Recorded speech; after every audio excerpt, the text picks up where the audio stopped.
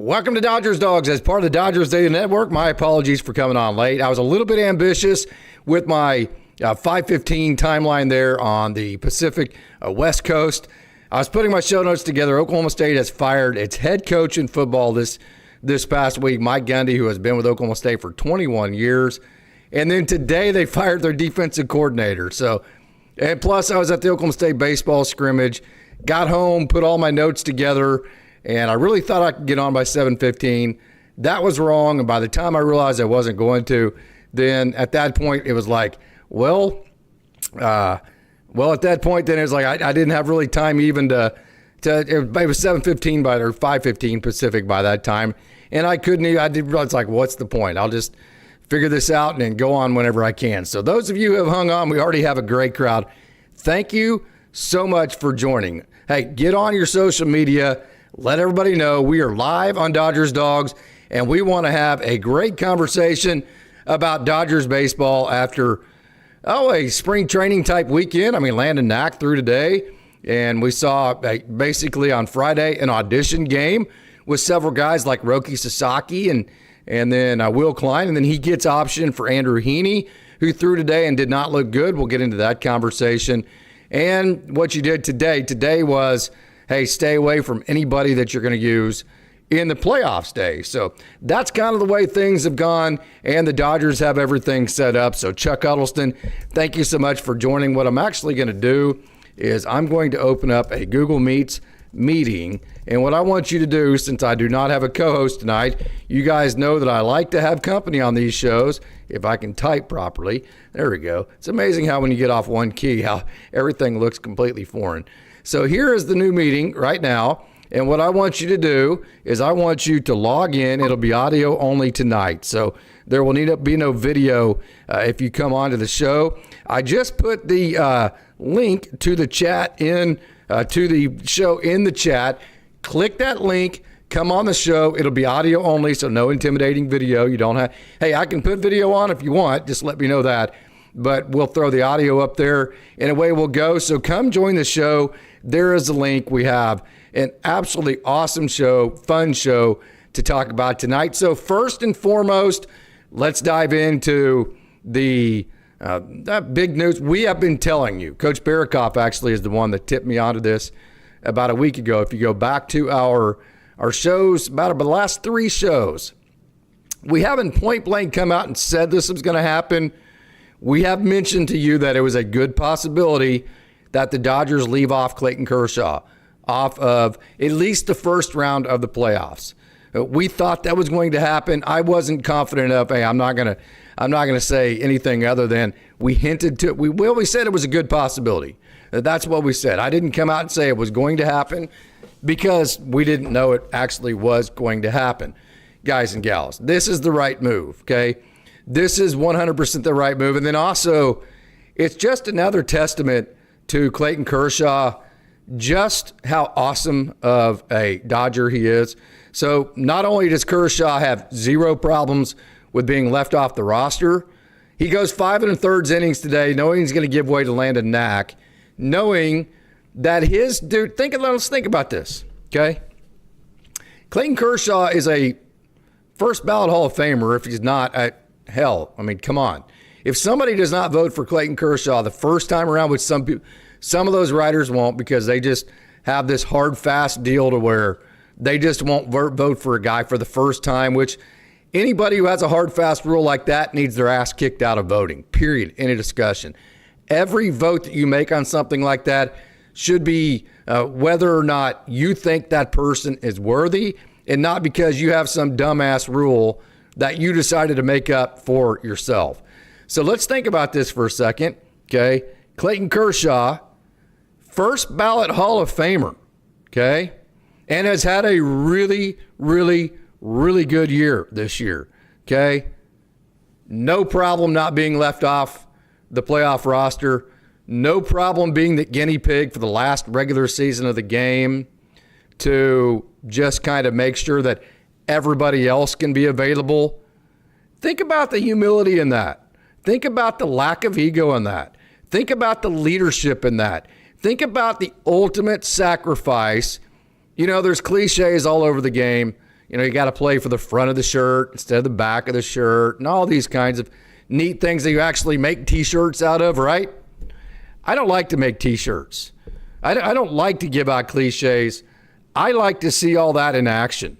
And if you want to see the ultimate show of playing for the brand, the front of the shirt instead of the back of the shirt, showing leadership to all of these young people that, hey, you do your role, then everybody else gets to do their role. And I'll say this, if the Dodgers do win this first round against the Reds, it is largely because Clayton Kershaw had a great regular season. He had a great start today, and he was selfless enough to put the team first and put the team in a position, the best position they can, to win this round. Now, that's not to say that Clayton Kershaw won't be put on the playoff rosters after this wild card round, but man, that in today's day and age, when it's me, and we see this now in college to where all these guys are getting paid, and I mean, it is me all the way, right? At Oklahoma State, we fired our coaches. So our head coach, and now we're firing our defensive coach. Well, here's the problem with that. Like at Virginia Tech, these players get 4 games before they can still redshirt, even if they played in 4 games. They're getting paid right now, right? So the problem is this last weekend was the 4th game. So without a head coach, then if you fire your head coach in midseason, then you have to, by rule, open up the transfer portal to these guys for 30 days to give them somewhere else to go because you pull the rug out from under them. Great rule. So now these guys can still redshirt because they've only played 4 games, and then the transfer window is going to be open for 30 days.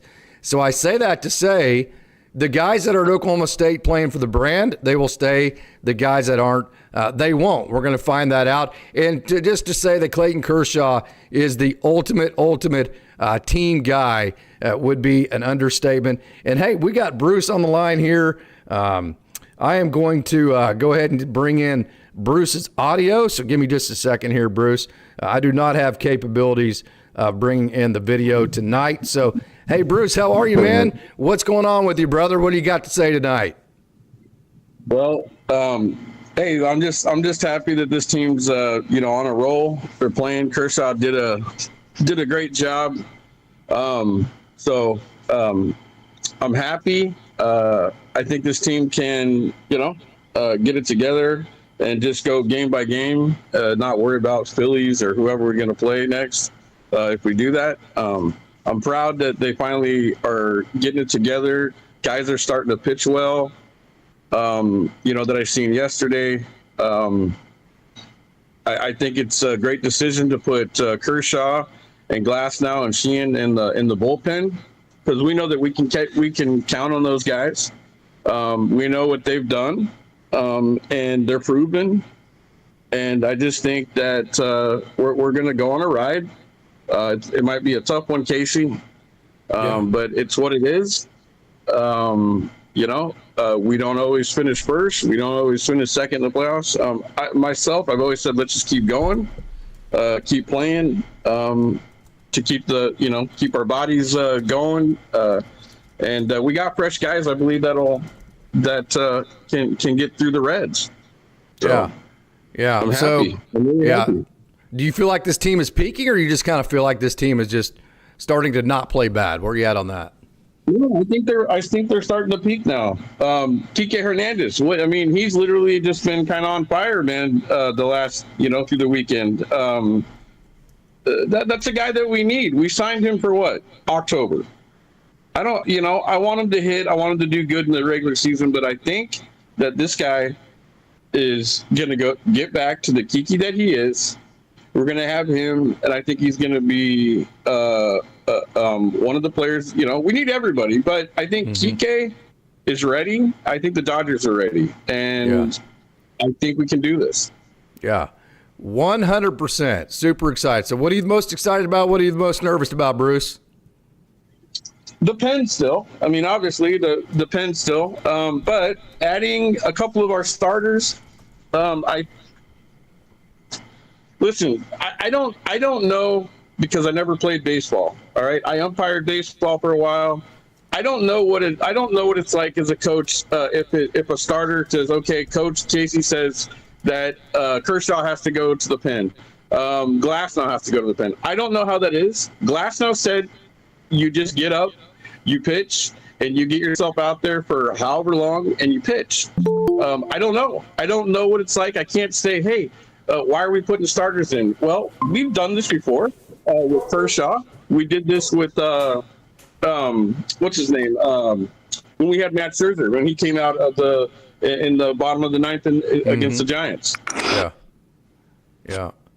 Yeah. And so that's good. Hey, Chuck's on the line here too. Bruce, you got anything you want to say to Chuck here? Hey, what's up, Bruce. Chuck? Hey, Chuck, it's nice to see you. It's nice to see you, Chuck. Hey, Casey, I'm in the Philippines right now. Oh, So I'll be outstanding. watching Outstanding. I'm over here with my wife, but I'm going to be over here watching them and rooting for them. Hey, Bruce, thanks, man. Appreciate the call, brother. Enjoy the Philippines, man. Bye-bye, Chuck. Okay. Hey, Hi, Chuck, Bruce. what's up, my man? How are you? I'm good. How you doing? Chuck, you should have been a coach, man. Every time I read one of your comments, it's like, dude, this guy should have been a manager, man. You think like a manager, brother. You know, I managed in Little League and stuff, and I kind of felt sorry for some of them sometimes because I always was into strategy, and there would be times it seemed like I could get over on people because I was thinking, you know, Yeah, I you felt are. bad. There was a kid in Santa Maria that was 13 that could throw like you couldn't believe. He's 6'1", and we had a game against. There was no way we were going to beat him, and I just kind of got in his head during the game, and then he started throwing the ball all over the place, and I had some fast kids that could steal bases. I got them on, and they just rattled him, you know. Yeah. But the kid him and his dad were waiting in the parking lot for my kids after the game. Awesome. Okay, so this has been a roller coaster ride this year. I think it's bigger, much more of a roller coaster, Chuck. We have Chuck Huddleston on the line. We are doing, if you want to be, I left the link to the show in the chat. If you want to come on audio only, it is there. We've had Bruce, now we have Chuck. Thank you so much, Chuck, for joining. So I think more of a roller coaster, of course, baseball, man, there's so many variables. People think, well, you buy the best roster, it's just going to be easy for you. It's never that's never the case, but more of a roller coaster, I think, than even, you know, us most level-headed of guys would have thought it was going to be. So just kind of your overall thoughts as the regular season comes to an end. Well, I think part of it, you know, I went to spring training. That was an awesome thing. We hadn't done that before, but I think making that trip over to, you know, Japan kind of took the focus off the regular season, and the guys were looking for it. They knew that at the end it was going to be what happened in the playoffs, and I think a lot of times they just had trouble really getting engaged and coming out every night. You know, it's like you're an OSU football fan, right? And so they don't get up for every team. You have a team, you go out, and all of a sudden you get beat by someone that's not nearly as good as you. And football is probably a better Unfortunately, example. OSU is so bad that other teams don't get up for us nowadays. Yeah. You know, I've been to Stillwater quite a few times because my family is nearby there. So we go up. Where's your family from? They're in Ponca City up Oh, there. Ponca City, the Pohai Wildcat. Matter of fact, Kevin Godfrey, the guy I talked to last Sunday, he's a legendary kicker back in the early 80s. He's from Ponca City. I go to Ponca City all the time. Yeah, so we're up there a couple times a year to Ponca City and do that. We come to Stillwater because that's nearby, and Awesome. we go to Clicks and have some steaks at Clicks. Oh, they're in Pawnee. Yeah, Clicks is badass. Yeah, that's Roger Moore is the owner of that place. He was the head coach at Woodland, which is a couple of small towns together. Clicks is either really good it's either really good or really bad. It's one or the other. I'm glad you got it on the good night. Yeah, and then we always go out. We got to go to the Pioneer Woman. My wife's got to go out there to the Pioneer Woman. So there's some cool stuff. There's some really cool stuff around there. So, but you know, my thinking is, I kind of feel sad. We were at the game last Saturday, which that was a great experience. I wish they'd held Kershaw over for a day so we would have pitched on his bobblehead night, which they didn't. But it was and my granddaughter last year, I sent her to a game last year. Now she's like a diehard Dodger fan, and Edmonds her favorite player, and he hit the foul pole right in front of her. That was like a great experience. Wow. Oh, she was so stoked, you know, to hit that home run there. But I think basically they just, a week ago decided, hey, you know, now it's time to pay attention. And because I was looking how they used to, like last year, they're going pitch by pitch, and Roberts would talk about, hey, we don't give away any at bats. And I'm thinking, man, we're sure giving away a lot of at bats. It looks like, and we're not. But it looks like now they're going pitch by pitch. They're focused and they're ready, and anything can happen in a game. You don't know who's going to get hot. You know, every since I've been watching, there's always some little known player that comes up. And it was last year was Edmund that Always. dominates. There's always somebody that does that, and so you don't know who that's going to be. Pitching usually wins out though if you can pitch, and that shows, with our starters. I'm stoked about our starters. We have like 6 arms that can go out there. We could piggyback the first three games if we wanted to, and have really quality pitchers pitching. I don't even know if our, with Roki coming in, I think that now we have. I'm encouraged by him. Mm-hmm. And Sheehan, he's like the Swiss Army knife. Yep. Mm-hmm. I'm really excited about the hitters are what I'm worried about because, they get a few days off and they seem to go cold, but they do. What's up with that? It seems like after every off day, the Dodgers just come out flat. You would think it would be the opposite. I used to always think it was only Muncy that did that because Muncy, something would happen. It'd take him 2 weeks before he'd start hitting again. But I'm concerned about not having him. Them holding him out this long means he's not ready. And Smith, I'm really concerned about that. Yeah. But his bat's so good. If they don't move him to third base in a couple years I'm going to be upset. I'm not upset, but I'm going to be sad because we need to keep his bat. He need to make sure he can hit into his late 30s. And if he catches the whole time, I think we'll lose him when he's 36 or 37. But okay, so I'm counting 12 guarantees. I'm not counting Clayton Kershaw for the wild card. I'm not counting Landon Knack. So Anthony Bonda, Jack Dreyer, Tyler Glasnow, Edgardo Henriquez, Roki Sasaki, Tanner Scott, Emmett Sheehan, Blake Snell, Blake Trinan, Alex Vesia, Justin Robleski, Yoshinobu Yamamoto. So do you go with 12? I've said it, I don't know how many times now. It would make sense that if you go with 12 pitchers, Shohei Ohtani makes the 13th. That would allow you to carry 14 position players. So those 12 that I just named out, does that sound like what the Dodgers are going to go with? That's what I'd like to see them do for this series, being a 2 or 3 game series, because I think they need to, if they put Will Smith on the roster, they need to carry that extra catcher. So I like that.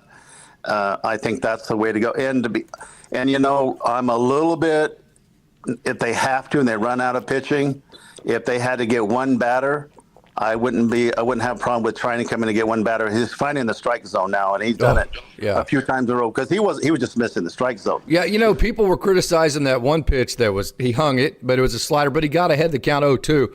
When you get ahead to count 0-2, that gives you that type of margin for error. My biggest point was I was proud of Blake because he was like, my biggest problem's been throwing strikes, and at least I'm going to throw strikes and see what happens. Because that's kind of where I was at on that.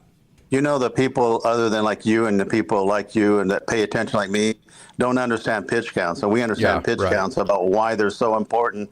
And now he's on the positive side of his pitch counts and he's throwing the ball in the strike zone. Because I noticed they're all laying off his sweeper now. If they see that ball spinning, that big looping sweeper, they're not most. I was surprised last night that Seattle swung at it, but they did it. They see it spinning in that direction. They're just laying off of it. So they do. He's going to have to. He's going to have to let that go a little sooner and try to catch the edge of the corner with that pitch. With the good hitters, I think. Yeah, and as of right now, the Dodgers have 12 pitchers that would be on the roster. If the roster stayed as it is right now, they would have 12 pitchers that would not include Clayton Kershaw, which we know he won't be on the roster for the playoffs. That does not include Landon Knack. That gives you the 14th position player. And I think that's a good thing because you know who the guy that probably would be left off if you went 13 would likely be Hyesung Kim. And in no way, shape, or form do I want him off of this roster. He's too valuable in pinch run situations, possibly defensive replacements. Hyesung Kim has to be on this roster. Shohei Ohtani, I think, being that 13th pitcher helps you with that. So that 14th position, I think, gives you the ability to keep Michael Conforto, who hasn't, he got hot a little bit, but then he's been cold again the last couple of weeks. So you can keep Michael Conforto and Hyesung Kim on the playoff roster with 14 position players. Yeah, Kim kind of took the step in the wrong direction and got thrown out the other night. If I had to choose between him and Ben, because of his bunting and his back and his catching, I would take Ben if I had to choose. Yeah. Because the bunting, that's with Rortbet's on that 14 right there. He has to be because Will Smith probably isn't going to be there. Yeah, I think you need that pinch. There's times because we have a lot of older guys that don't run. So if it's a key point in the game, you need that pinch runner. So now I'm encouraged that Kiki's hitting. He's focused now, and he's hitting. So that's going to be. I'm kind of interested to see where. I think he goes in Conforto's spot if Muncie plays. I think he's going to have to play left. To me, one thing Conforto's done. Of course, we like to criticize Conforto, and hey, he's got it coming. But I'll tell you what, the dude has actually in the last half of the season, he's put together some pretty consistently good at bats. He hasn't always gotten on base. He hasn't always gotten hits.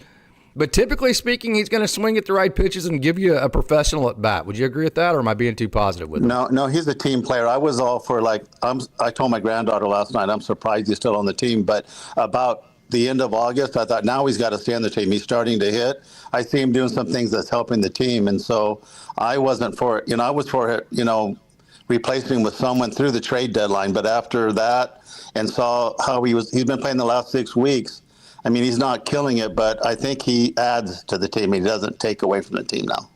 Yeah. Okay, so who's your starting catcher, Ben Rortvedt or Dalton Rushing? I squarely am in the camp that I catch Dalton Rushing, and I think it's two-part. I think, one, I think if you catch Dalton Rushing, this gives you backup. And what I say by that is if you don't win the World Series, which, Chuck, you have so much experience in this game, even if you're the best team, you have to be very fortunate to win the World Series, right? To win any kind of title, things have to go your way. So in case you don't win the World Series, if Dalton Rushing gets 10 to 12 playoff games under his belt this year, if Will Smith doesn't come back, you've at least hedged your bets to giving a very talented prospect that type of invaluable experience. So that's number one. Number two, I have total faith in his ability to catch. I've seen it happen too many times. He's very fiery. He keeps his pitchers locked in. And number three, he is starting to swing the bat like we wanted him to.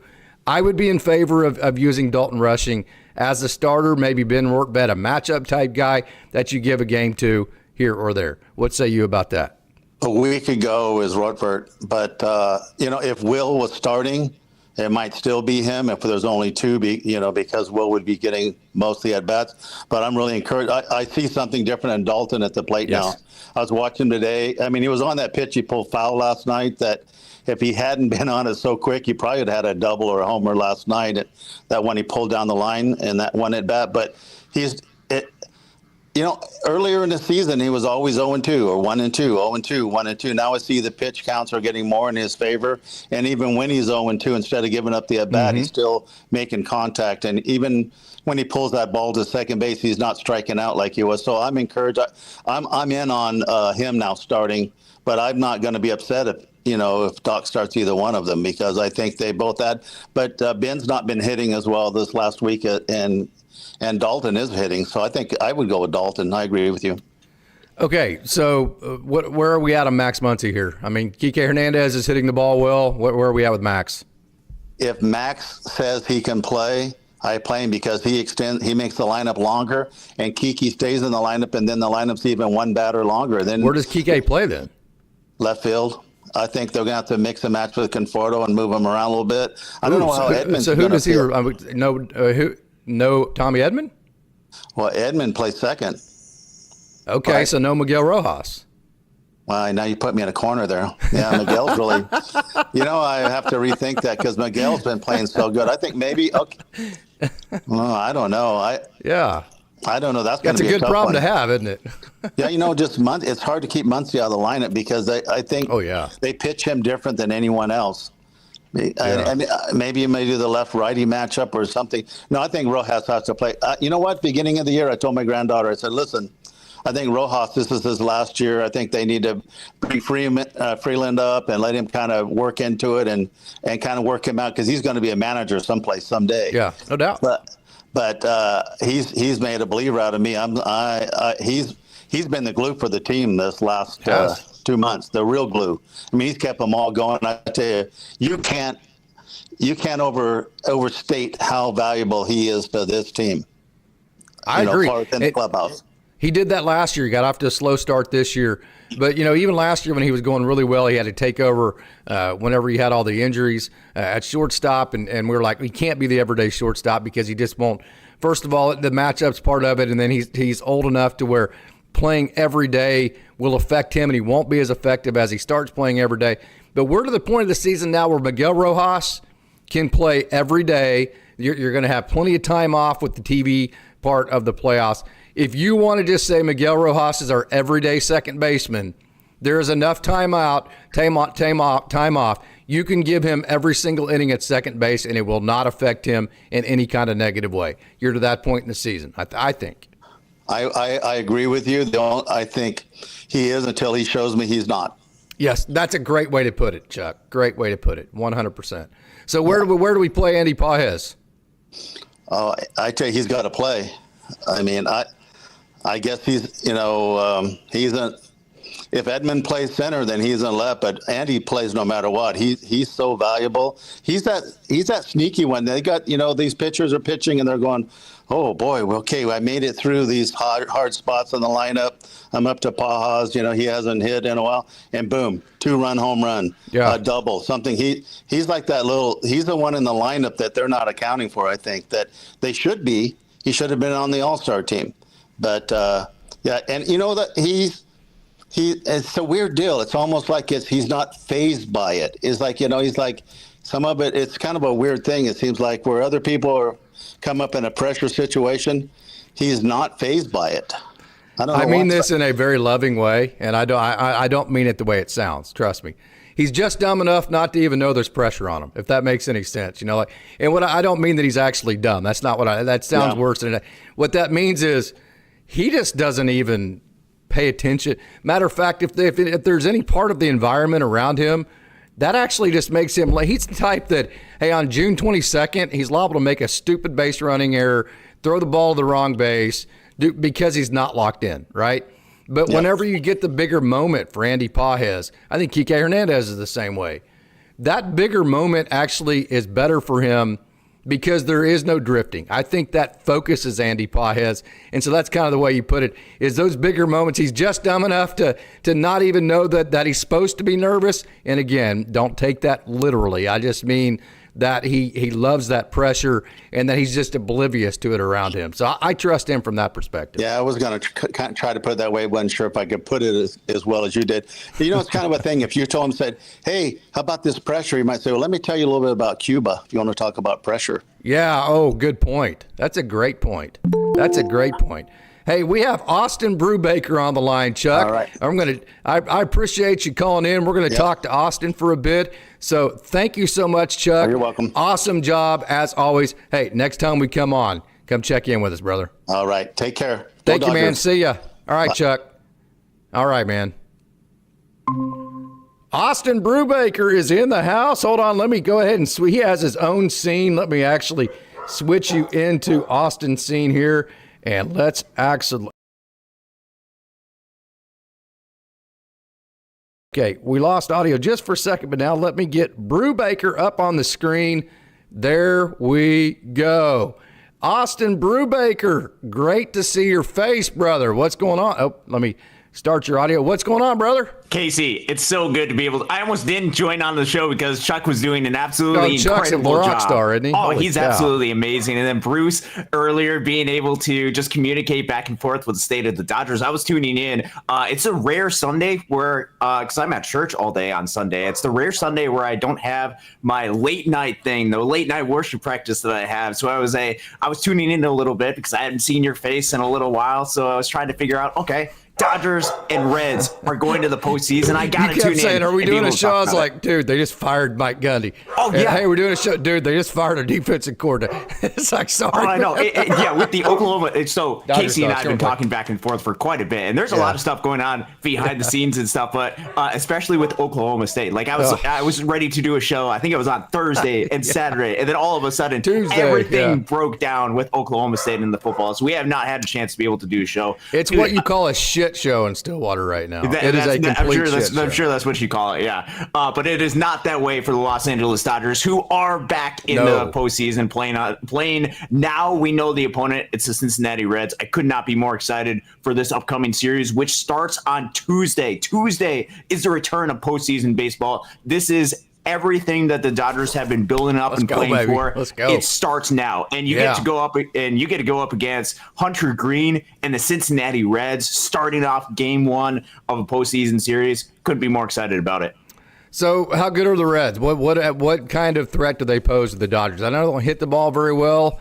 Beyond that, kind of tell us from an analytical perspective, what is scary about them for the Dodgers? Okay, so the biggest thing that's going to be scariest about the Cincinnati Reds is going to be their starting pitching. It's going to be a lot of arms that they can throw in a short season type environment because they do have some really solid top line arms, particularly with Hunter Green. He's a really hard throwing right-handed pitcher that can really help attack this lineup. Now, the Dodgers had a little bit of success earlier this year. If you remember back to Andy Pages has had some unique success against some really hard-throwing right-handed pitchers. We know about the success that he's had against Paul Skeens. He also has had similar success against Hunter Green, but that does not neglect the fact that you're facing up against a guy with a sub-3 ERA with big-time velo and big-time stuff for a Cincinnati Red team that has nothing to lose. That's going to be a really big asset for them. My guess is they're also going to go with Nick Lodolo the following day, which is going to be a left-handed pitcher, which it's going to be a little bit interesting, especially you were talking a little bit earlier about Max Muncy. What is his health and availability going to be? Would they even put him in a position to where he's starting that second game against Nick Lodolo because Max Muncy struggles a lot against left-handed pitching? That's my guess of where they could substitute a little bit of Kike Hernandez. But the starting pitching for the Cincinnati Reds has been really solid. Here's where some of their weakness can be, and this is something I started to do a little bit of research once I got back home today because I was curious as far as the Reds matchup. This is the biggest thing as far as what I found so far, and perhaps where some of the biggest advantage for the Dodgers is going to be, because we look at this bullpen, which it's chaotic. There's not a whole lot going well, and you look at the Cincinnati Reds lineup, there's a lot of right-handed hitters, particularly towards the bottom half of the lineup, to where you would anticipate them doing a little bit better, perhaps against left-handed pitching. The Cincinnati Reds on the season against left-handed pitching as a team has a WRC plus of 79. Oh, wow. Which means that with the left-handed pitching that the Dodgers have, with Alex Vesia, with Jack Dreyer. So that's weird that you leave Clayton Kershaw off the roster then. It's a little weird. But if you take into account the amount of lefties that the Dodgers can throw out of the bullpen right now, you can throw a Tanner Scott, you can throw an Alex Vesia, you can throw a Jack Dreyer, you have an Anthony Bonda, you also have a Justin Robleski. All of those different lefties, I think, crowd out the field a little bit to where, okay, maybe you're not necessarily looking for a lefty, you're looking for that right-hander that can go out and get right-handed hitters. Now, that's taken to the team aspect. That's including some players who probably are not quite as good, and it's very much a matchup basis, but that is significantly lower than what I had anticipated. And the Cincinnati Reds as a team aren't the greatest hitting team, which means it's up to the Dodgers and their offense to go out there and outscore the Cincinnati Reds, which they were able to do not so long ago when the Reds came to Dodger Stadium. And I believe the Dodgers swept that series against the Cincinnati Reds. There's going to be plenty of opportunities for the Dodgers to win this series, and they're going to be heavy favorites going into this series. But it comes down to execution for their pitchers, and more importantly, it's about this offense going out there and actually finding ways to be able to score runs, because if the Reds are close in this series and they feel like they have nothing to lose, we could see things that we saw similar to a couple of years ago before the Dodgers won the previous World Series in 2024, where, for example, with the Arizona Diamondbacks, they had nothing to lose, and they just look for different ways to be able to create chaos. For the Dodgers, it has to be disciplined, and you have to be able to score some runs early on this Cincinnati Reds club, because I don't think they have the firepower on offense to be able to overcome what the Dodgers have. I would agree with that. And then also, you're going to have a bolstered bullpen. We have been letting you in on this. There's a couple things we've been telling you that the Dodgers were going to use their starters in the bullpen, likely as piggyback guys. So, like if Tyler Glasnow comes in, say in the sixth inning, he's going to finish that game if he's throwing well. If Sheehan comes in the sixth inning, he is going to finish that game. I thought it was interesting. The Dodgers love the stuff plus. They went with the stuff over the experience. The high riding fastballs, the ride and run of Sheehan, the ability to miss bats. Although that's weird to say because Clayton Kershaw has 3,000 plus strikeouts. But in terms of a plus stuff, what they did was they took the two guys. Of course, Blake Snell misses a lot of bats, but Blake Snell is a little bit more inefficient, certainly at times. What I really like about Sheehan, especially. And Tyler Glasnow, when he's throwing well, I think the reason why it makes sense to put those two in the bullpen is because Emmett Sheehan, more than everybody, like Blake Snell needs to make it look like a strike and break it off to a ball, get swing and miss. I think Yoshinobu Yamamoto needs a good deal of that. He needs to kind of make a hitter think it's going to be a strike, tumble the ball, swing and miss on a chase. Yoshinobu Yamamoto needs that. Shohei Ohtani is Shohei Ohtani. He doesn't need anything. But then again, you can't make him a reliever because then if he comes out in the 5th inning, you either have to play him in left field or he comes out of the game. So what the Dodgers did was they took the two guys that had the best stuff combined with not just the best stuff, but the best stuff that can beat hitters in the strike zone. In other words, if the Reds come in and just don't swing the bat like you don't do against Blake Snell, he's not going to walk 2 or 3 guys in an inning. A guy like an Emmett Sheehan isn't. And when you have a team like the Reds that don't hit the ball very well, a guy like, now, best laid plans don't always work. Matter of fact, they usually don't. So you can put all this together and say this is how it's supposed to work out, but that's not always how it does. But a guy like Emmett Sheehan that beats hitters, good hitters, in the strike zone while throwing strikes over and over and over, that's a guy that should just plow right through this Reds lineup. That's why Emmett Sheehan went to the bullpen.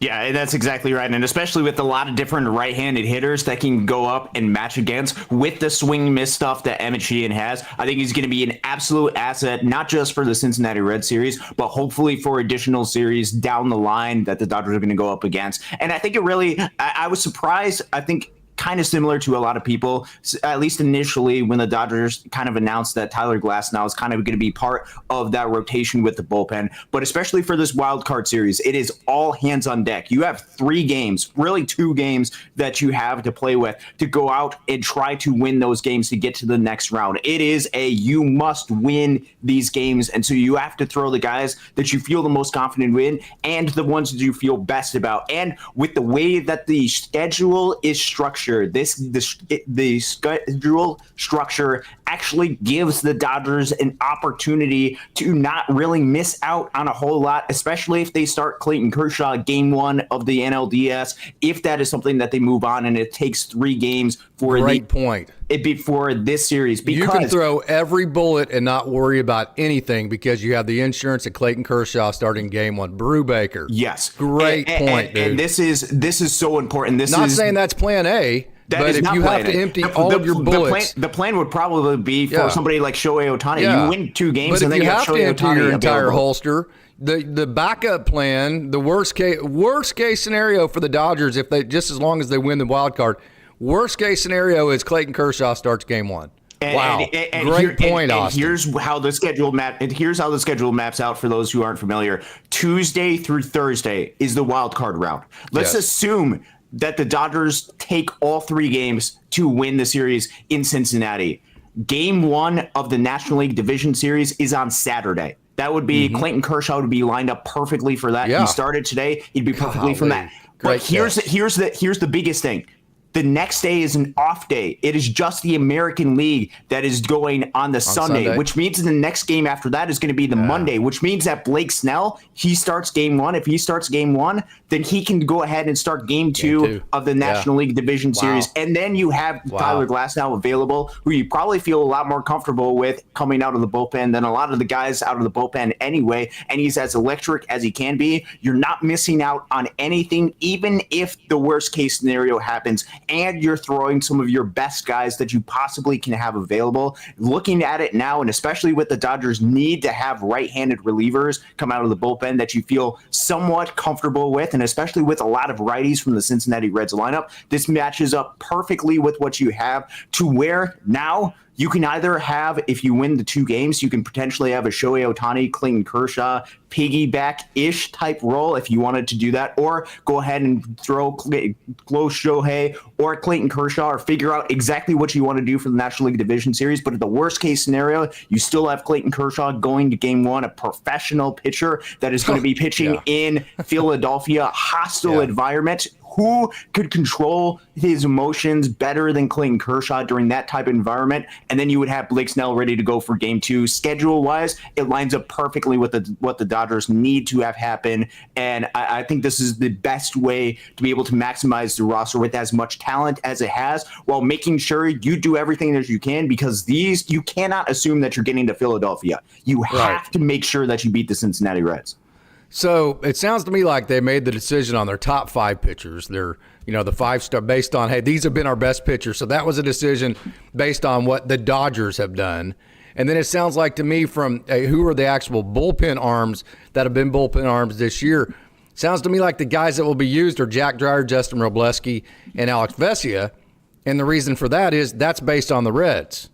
Would that be a pretty accurate statement to make? It can be. I don't know if it's, and this is something to where I'd have to dig in it a little bit more to the individual players that are going to be on the Cincinnati Reds. If you look at the team as a whole, they have not hit well against left-handed pitching at all this year. And so that would allude to the fact that you can utilize an Alex Vesia, a Jack Dreyer, Justin Robleski, maybe even a Tanner Scott if you want to go down that route and feel somewhat comfortable about it. We're having a good show, damn it. We're getting ready to get off the rail. Dude, I'm just stating the fact that the Dodgers are very likely going to put Tanner Scott on their playoff roster, almost certainly going to. That doesn't mean you utilize him in the highest leverage situation, but that means that he likely is going to be available, and hopefully it's something to where starters do well enough to where you didn't even have to worry about this. But I think the left-handed pitching is going to be a valuable asset, because I think there's probably a lot of bats throughout this lineup that just struggle with that. So when it comes with making sure the matchup goes well, making sure that your pitcher that you're going up against, for example, Anthony Banda struggles a lot more versus right-handed batters,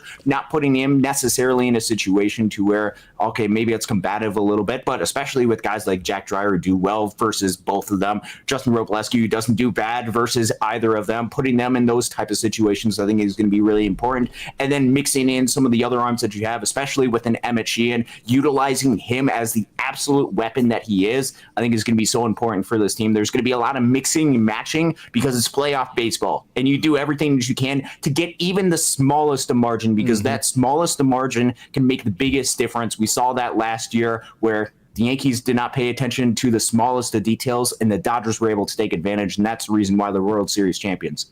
Okay, wild card roster tomorrow, 2:15 Pacific time. You're going to go over that on your show tomorrow? Yes, that will be something that I'll be going over. That is something that I've been paying attention a lot to. I think you and I are on this kind of similar page. I think they're going to go with 12 pitchers, 14 position players. I think that is the way that they should go. That is the way that, if you look at past history, the number of pitchers that teams in the wild card round have gone, they typically go with either 11 or 12 pitchers. It's a little bit different for the Dodgers because they don't do as much platooning / matchup advantage / pinch hitting, because they have too many superstars that they just throw out there for their entire lineup. But I still think that very likely is the scenario. And then it comes down to, do you want a third catcher? Do you want speed off the bench? Or do you want some more defensive help, perhaps in the outfield? Well, I don't know who the third catcher would be if Will Smith is injured. Yeah, that's the other thing. Chucky Robinson's gone. Yeah, he's gone. So it's a question of... And nobody else was on the 40-man by the beginning of September, so I don't think anybody else is even eligible.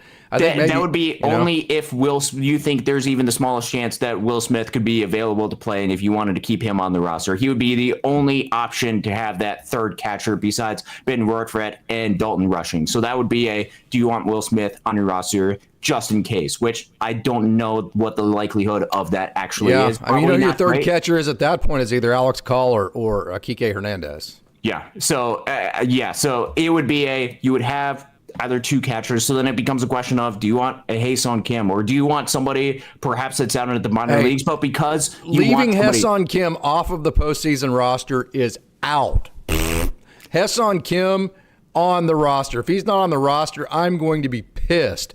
Just because the Dodgers need that speed. It's not a bad point. It becomes if we get into an extra inning game and Ben Rortvedt's the runner at second base and we're the home team and all we need to do is score one run and we don't have Ha-Seong Kim on that roster and we lose, that's actually happened, okay? Yeah. Oh, yeah. That's actually happened where Ben Rortvedt was at the placed runner at second base. We had already used Ha-Seong Kim, or he wasn't on the roster at the time, one of the two. We had to run Ben Rortvedt. He tags up, goes to third base, gets thrown out. Yep. If that's Ha-Seong Kim, he goes in there standing up. So you have to learn from that, and he has to be on that roster. Okay, so let me present you with the question, because I think this is an interesting question, especially about this. And we're talking about the last position player spot on the Dodgers postseason roster, but I think this is important. So when it comes to the Dodgers postseason roster, it's late in the game. It's a run game. How do you set your outfield defense? I know how I said it. Go ahead. It's not going to happen because it hasn't happened almost ever this year. Yeah. Edman in center, Pages in right, and Teo in left. If it depends now, do the Dodgers have the lead? Yes, assuming that the Dodgers have the lead. So if the Dodgers have the lead, Alex Call is coming in, Andy Pages is going to right field. Okay. So then that would assume that if you wanted even a defensive upgrade potentially in the infield, you could potentially use a Ha-Seong Kim. No, they're not going to put Ha-Seong Kim over Miguel Rojas. No chance. He's not a better defender than Miguel Rojas. Has been, so then the exclusive role of Ha-Seong Kim would just be that pinch runner asset that you can have, which is huge. Which I think is totally fair. What I had mentioned a while back, which I don't think it's going to happen. I think you're absolutely right. Ha-Seong Kim, he probably is and probably deserves that spot. So hold on. This is a great point. Let's finish. Let me put you this way, and I don't think you'll be able to argue this. This is a great point, Michael K. Yeah. You need a pinch runner way worse than you need a fourth pinch hitter. Mm-hmm. Yep. That's why you need Ha-Seong Kim. Mm-hmm. So if you're talking about a fourth pinch hitter versus your number one pinch runner, that's an easy decision to make. You go with the pinch runner every single time.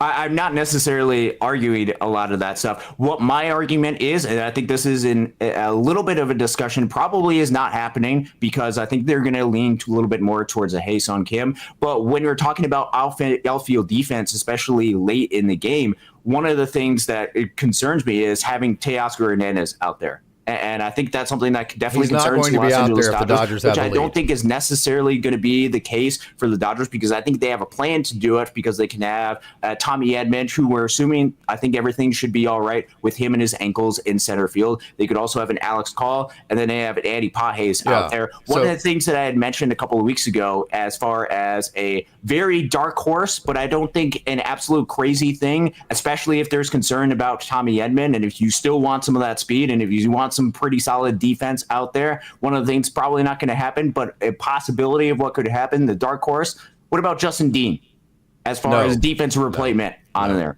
No chance. No chance. So what's going to happen? It's the seventh inning, probably seventh inning on. Teo Hernandez gets a big double to right center field, scores a couple runs. Dodgers take a 4-2 lead, right? What happens in the seventh inning right there is Alex Call runs for Teo Hernandez, make it a 5-2 lead. Alex Call goes to left field. Andy Pages goes to right field. Tommy Edman in center. Ha-Seong Kim you still have as a defensive replacement if you need him, and you have him still as a pinch runner even in that scenario. That's what's going to happen there. I think that's probably right, and I think that's going to be the path that the Dodgers go down, at least for this one, and especially with the way that they have 14 position players as part of this roster, which means you can still have a Michael Conforto that's part of this as a pinch hitter. That means you can still have Kike Hernandez. You can still have Miguel Rojas. You can have all these guys. So if you have 14 different position players just running through the list right now, this would be 14, and this is just reading it off. They've got it listed exactly how I'd keep it right now. If you go on the Dodgers website right now, it's exactly. Matter of fact, I might put that up. I'll go ahead. Go ahead. I'm going to go ahead and just read off a lot of the names and ask the audience to be able to say which one of these guys should not be on the list. Easy answer would probably be for some people. If you give me just a second here, let me actually go through it and see if I can actually get the video up and or let's see. Give me just a second here. Hold on. Let's go right here with guest with 1 second here. Co-host with go ahead. Yeah. All right. So I'll spell out the list. I got a list in front of me. This would be the 14 position players that I would anticipate being on the roster, assuming Will Smith is not part of the Wild Card Series roster. This would be Shohei Ohtani, Mookie Betts, Freddie Freeman, Max Muncy, Teoscar Hernandez, Andy Pages, Tommy Edman, Kike Hernandez, Miguel Rojas, Michael Conforto. Then you have your two catchers, Ben Rortvedt, Dalton Rushing. And then you have the final two players on the roster, Alex Call and Hae-Sung Kim. That is 14 position players. That would be what you could potentially have on your roster if you were to do that. So again, catchers being Ben Rortvedt and Dalton Rushing. Those would be the two catchers. Infielders being guys like Mookie Betts playing shortstop. He's has graded out of being one of the better shortstops in the game of baseball. So I anticipate him staying there because he's been there all year. Yeah, Freddie Freeman, Max Muncy being on your infield. You also have Miguel Rojas. You have Kike Hernandez who can help fill in, especially if there's some concern about Max Muncy. And then Hae-Sung Kim being that pinch runner type. And then for the outfield, Tommy Edman likely playing a lot of outfield.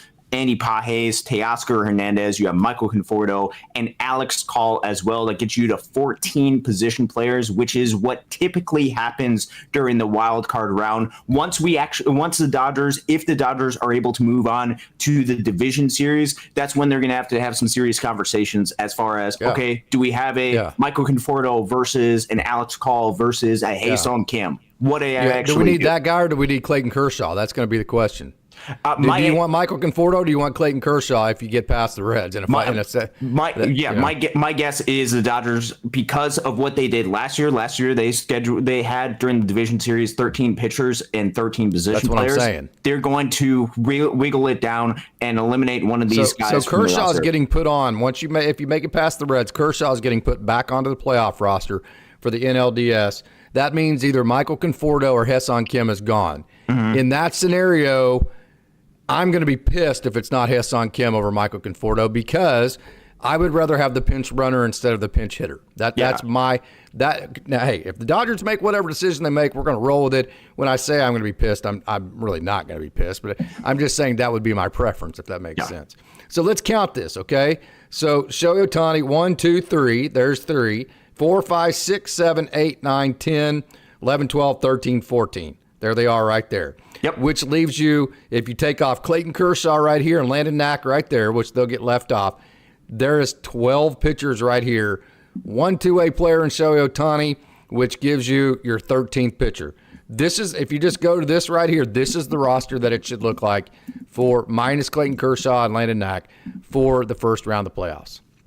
Yeah, so I think it's going to look very, very similar to what that is, just counting it out, just because I want to make sure that I have the exact same math on my end. 4, 5, 6, 7, 8. You do. You said the same names. I want 9, 10, 11, 12. Yeah, it's going to be something that's going to be very similar to the mix that we have right there. And so I think they're going to have a lot of different arms that they're going to be able to utilize as far as that. And you look at a lot of those arms. Yes, the Dodgers bullpen has not been great, but I think there's also some of those guys that you do feel at least some certain level of comfort, especially during a shortened series where you don't have to utilize every single one of these arms. I think that's going to be something to where they very well could utilize a lot of these guys and be somebody to where they can be really effective with what they have. I totally agree. So great conversation there. We have a great crowd tonight, Austin. You tend to always bring out the best in everybody. So how about this for the Dodgers pitching? Most strikeouts in baseball, 1,505. How about this, though? 17th best ERA in baseball, 3.95. Dodgers pitching. Wow. That tells you how bad the bullpen's been because the starting pitching's been good. But, okay, so that's the negative. How about this, though? Since the All-Star break, this is both starters and relievers, the Dodgers have the second best ERA in all of baseball since the All-Star break at 3.45. Second best ERA in the National League in away games. So if you're worried about going into Philly, Dodgers pitcher stuff is so good, it doesn't matter if they're at home or on the road. They get outs because their stuff – so what you like about the Dodgers pitching is, you don't have to rely on anything because if the Dodgers pitchers execute, doesn't matter if they're at home or they're on the road, they are equally as successful because their stuff is that good. So the relievers, 21st best ERA in the game, 4.27. Starters have had the 5th best ERA. But I think the thing you need to take out of that is that the Dodgers have the second best ERA since the All-Star break, and then the second best ERA in the National League in away games. That's huge. Absolutely is huge. And you can't say enough about the starters. This is kind of the exact opposite of what we had last year, where last year the Dodgers were extraordinarily struggling just to find different guys to be able to put as far as the mix. Remember this time last year, the Dodgers, I'll put it on my shoes, I was not comfortable with a guy like a Walker Buehler going out there and pitching, starting games during a postseason environment because of what he had done to that point in the 2024 season. He was able to turn things around and be able to figure it out, but they had him, they had Flaherty, you had Yamamoto, and then it was a question mark as far as the rest. This year, very much different. They have 6 guys that you would feel comfortable with going out there and pitching during a postseason environment. This is why I've been so optimistic in the last month, even through some of the shit burgers we had to sit through, because I knew that the Dodgers were going to be in a better position come postseason because of the pitching. It's because of those pitching, and you don't have to utilize all of those guys like the Dodgers are not utilizing all those guys in the starting rotation, because the way that it's spaced out, that doesn't work really well for you to be able to space all of those guys out, which means you can utilize some of these guys that have been so effective in different roles in the bullpen and be able to have a lot of different great, good arms. The Dodgers have a lot of different arms. There's certainly some question marks as far as the bullpen, and the bullpen did not work out as well as the Dodgers had anticipated being or working out going into this season, but I still think they have some arms, and especially with the way that the Dodgers have utilized their bullpen. Yes, there's been a lot of criticism with the way they've been utilized, and especially with guys like Blake Trinan or Tanner Scott continuing to put them out in high leverage situations. I think that was in part to try to see if that was something to where they could figure it out, and they still have some of these high leverage guys that are starters that they can move into the bullpen that they know they can put in a lot of those different types of roles. I think they've tried a lot of different things. They've learned a lot about where a lot of these guys are at, and I think that learning and information I think is really valuable for the Dodgers to be able to see that. So it becomes a question of, will these guys actually go out there and execute at the end of the day? Because you can have the best regular season in the entire league. The Dodgers have done this in years past where they've won 110 or 106 games. They've won a lot of games, and then they've come up flat in the postseason. It doesn't matter what you've done in the regular season. Now, the regular season does not matter whatsoever, because everything you've worked for is culminating to this 1 month, October baseball, and it all starts on Tuesday versus Cincinnati. Okay, probably asking you a fairly easy question here. Any world where Andrew Heaney gets to make a playoff roster?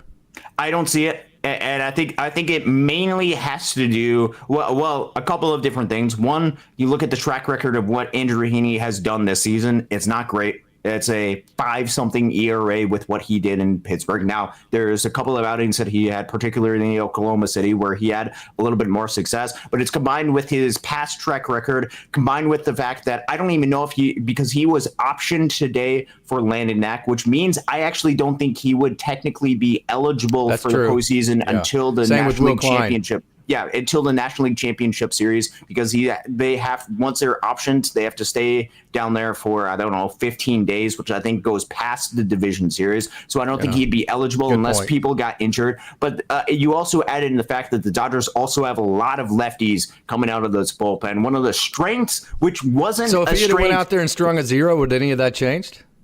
I honestly don't think so. I'll be honest. I don't think that would have necessarily changed it, because I don't think they use a single data point to be able to go and make that decision, or just a small amount of data points. I think they're looking at the big picture, and I think they feel a lot more comfortable with a Justin Robleski or a Jack Dreyer or Anthony Bonner or Alex Vesia or maybe even Tanner Scott going out there and trying to figure things out, as opposed to an Andrew Heaney. So I don't see it as a likelihood, but if things go way awry, it's good to have him as a very last case emergency option in case everything goes wrong for the Dodgers. Explain to me the weirdness of Edgardo Henriquez. He throws 103, but yet he doesn't strike a whole lot of guys out. He has an ERA of 2.37, but yet it doesn't feel like I can quite trust him yet with everything on the line. And I love Edgardo Henriquez. I've seen his stuff with my own eyes. Personally, that 94-mile-an-hour cutter takes your breath away. The 103 is just awesome. So why is he such a weird pitcher? That's a I don't know how else to put it, man. He's just weird. I mean, 103, 94 mile-an-hour bullet slider, doesn't strike a lot of guys out. Great ERA, but yet it's kind of like, I don't know.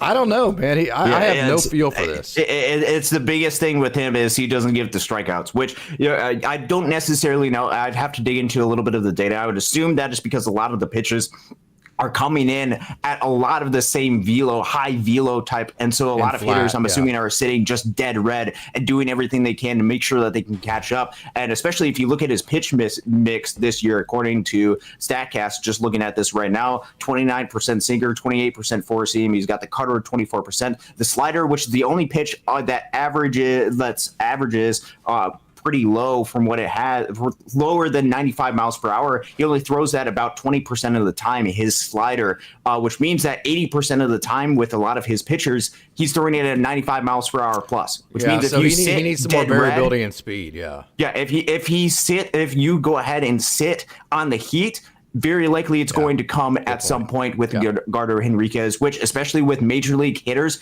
that's the difference between major league and minor league hitters. So you need 10 off. So like whenever you throw a fastball and a change, you want the fastball, if the fastball is 97, you want the change 87. So what you're saying is his off speed's like 5 off, and that's not enough. That's a good point. I'm saying his slider is 86, so that is pretty significantly off. But he only throws it 20% of the time, which means he throws. Which means that especially if so hitters he needs to throw a slider more. It's simply put, he needs to learn how to throw a slider more. If hitters can pick up on that spin, that is going to be something to where they're going to avoid that, and they're going to do everything they can to either get the fastball or look for particularly that spin. So I think finding different ways to be more effective with his slider or with an off-speed pitch, just to add a little bit of variety so that hitters get off balance from the intense heat that he has. I think eventually it's going to lead to more swing and miss stuff. But I think the lack of strikeouts creates question marks about what he's going to be able to do, and especially with some recent outings, not including this last recent outing, which I think he got 3 strikeouts during his most recent outing yesterday. Besides his most recent outing, it's been something where he just has not had an ability to be able to get as much swing and miss as necessary, which has led to additional opportunities for hitters to take advantage, especially hitters that can hit and sit on the fastball. So I think I think you nailed it. If Garder Henriquez can learn how to throw a slider for a strike consistently and ramp that up to around 40%, where you have to have that in the back of your mind, that would be the key to more swing and miss. And then if he gets more swing and miss, that's whenever he becomes the dominant closer / reliever, high leverage guy that we know that he's capable of being. So Austin, think about this. Hey, the Dodgers didn't win 100 games. It just seems like Dodgers fans, myself included, have kind of been like, man, what's going on with this season? It's been really weird and this and that. It's just been odd. It seems like there's been negativity to it. It seems like there's been struggle to it, okay? But then think about this, Austin. Here's what Dodgers fans, if you followed Dodgers Dogs and you've had an entire system-wide viewpoint of what's happened in the Dodgers system, here are just some of the highlights that you got to see this year. You got to see Clayton Kershaw's 3,000th strikeout. You got to see Shohei Ohtani hit more home runs than any other Dodger ever in a single season with 55. You got to see Shohei Ohtani take the mound and pitch again this year. You got to see the major league debut and then re-debut here late in the season of Roki Sasaki. You got to see Mookie Betts transition and blossom right in front of our own eyes at shortstop. You got to see the young kid Andy Pages blossom in center field and become a legitimate force at the major league level. You got, it was never boring. You got that up and down crazy season that just kind of kept you locked in because you never quite knew what was going to happen from one day to the next. You got to see the Dodgers win the NL West again. You got to see the Dodgers have the Pacific Coast League, which is the league that AAA Oklahoma City's in, Pacific Coast League Player of the Year with Ryan Ward. Not like All-Star Player of the Year. You've got, okay, so check this out, Austin. You want to hear speed? Yeah. Esteri Ruiz led the PCL in stolen bases. So you had the stolen base leader in the AAA level. Taylor Young led the Texas League in stolen bases. You had the stolen base leader in AA. Kendall George stole 100 bases. So you had the stolen base leader at the high A level. And then Jaron Elkins led the California League in stolen bases. So in all 4 levels of the minor leagues, you had the player that led the entire league in stolen bases. You had the PCL Player of the Year. Damn, man. I mean, as a Dodgers fan, if you're not happy with that, if you haven't had a damn good year watching baseball, I don't know what to freaking tell you, man.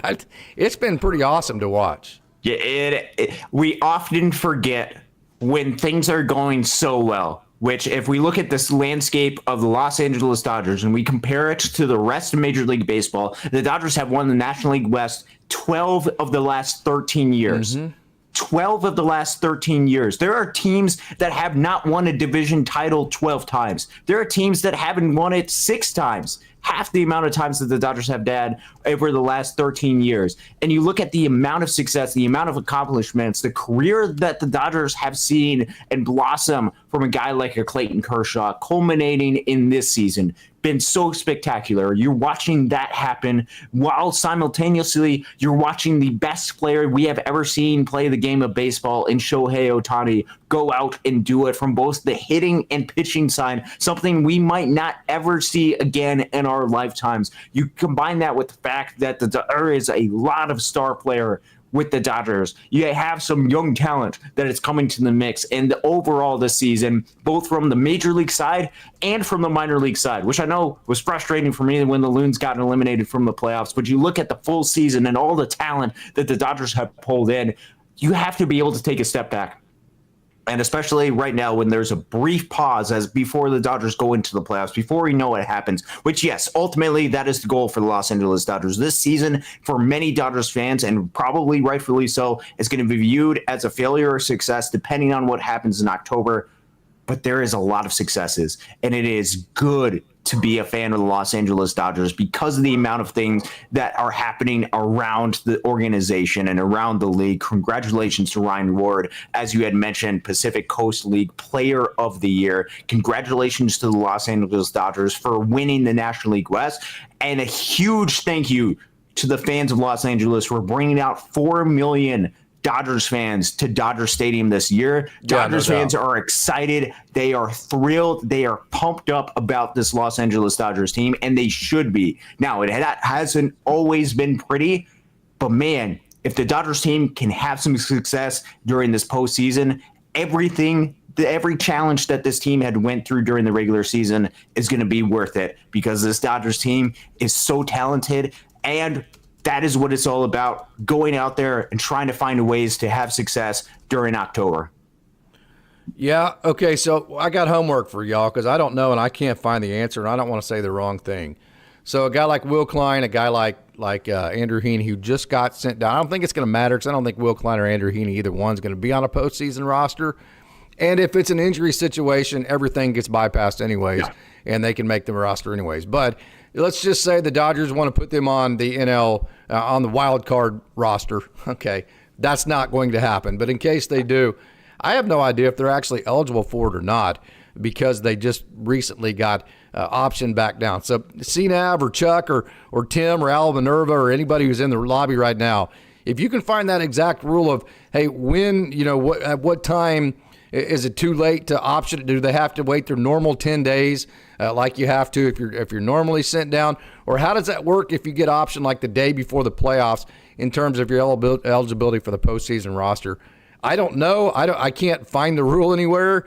So if anybody knows that and you want to do some homework, let Austin know on the show tomorrow. Austin, you have any final thoughts here before we get out of here? Yeah, well, I was just about to say my call is about to end. I only got a couple more minutes left. I couldn't be more excited about this upcoming series. We'll be diving into it a little bit more. We're diving deep, especially into the Cincinnati Reds. If the Dodgers announce their roster, we'll be diving into that as well. Otherwise, we'll be predicting that on the show tomorrow. But we'll be especially diving into what this what's the makeup of the Reds team, and what are the expectations that the Dodgers could have, as well as where could there be a lot of situational advantages that the Dodgers could go ahead and make light of in this series against Cincinnati. It's going to be hard fought because Cincinnati has nothing to lose in this series. They have everything to gain, absolutely nothing to lose, because in their mind, man, the world is against them. They are going up against the Los Angeles Dodgers, the juggernaut of Major League Baseball, and they're going to do everything they can because, man, if we can win this, man, what can stop us?